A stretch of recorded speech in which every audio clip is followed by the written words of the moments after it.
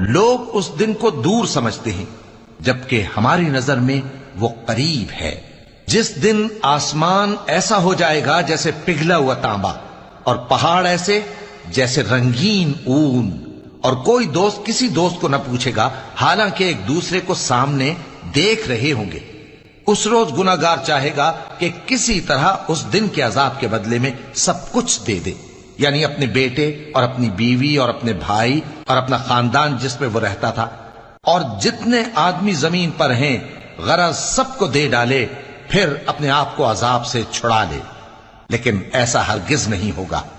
वो भड़कती हुई आग है, खाल उधेड़ कर कलेजा